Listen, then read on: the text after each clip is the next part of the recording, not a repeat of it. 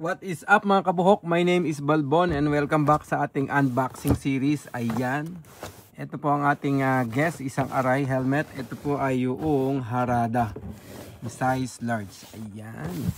So sa mga bagong pasok po, Tokyo base po tayo mga kabuhok. At ang laman po na Neo ay yan lang. Helmet lang. At saka manual. Ayan. Ito po yung Rapid Neo. Ito po yung kanilang classic look na helmet. Ayan, open po natin mga kabuhok. Alam nyo ba na ang Arai, napakasimple lang ng kanilang style. Ayan, ito pong Harada. Ayan, ito kulay pink. Ayan, gawa po siya ni YF Design. Yung pong mga helmet ng Arai, lalo itong mga ganitong classic na kulay, nabuhay na po sila or nagamit na po sila sa ibang panahon ng ni-release. Paano ko ba i-explain yun? Yung mga old release, let's say, for example po, itong si Harada. Ito po, galing po ito sa ibang model. Nagamit na yung pinaka-design na to. So, let's say, mga 10 years or 15 years na siya nagamit. Then, nilabas ulit sila ni Arai. So, ganun lang naman po ang style ng Arai.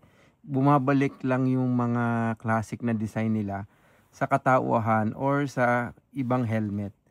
Yun. Trivia lang ba? Trivia. Yan. So ngayon po, this time, itong si Harada, inilabas siya sa Rapid Neo, which is classic look helmet. Isang example pa yung flame ng Arai.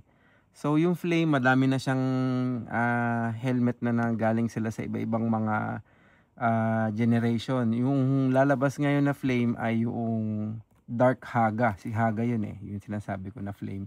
So yung Dark Haga, ilalabas siya sa Rapid Neo. So ganun lang, umiikot lang yung design ni Arai, pero sa ibang generation naman siya. So kung yung isang design, let's say diniscontinue na ni Arai, siguro in the future, hindi natin alam, ilalabas niya ulit yan. Yun, di ba? Itong Harada ay ganda, pink na pink. Tapos glossy finish po siya. Yan, meron siyang parang ano ba to? Parang devil na merong or kasi yung ayan.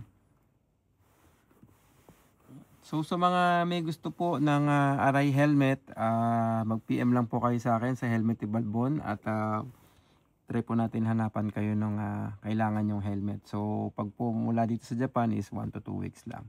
So yun po, maraming salamat po sa lahat ng sumusuporta sa Helmet ni Balbon. Ride safe. Peace out.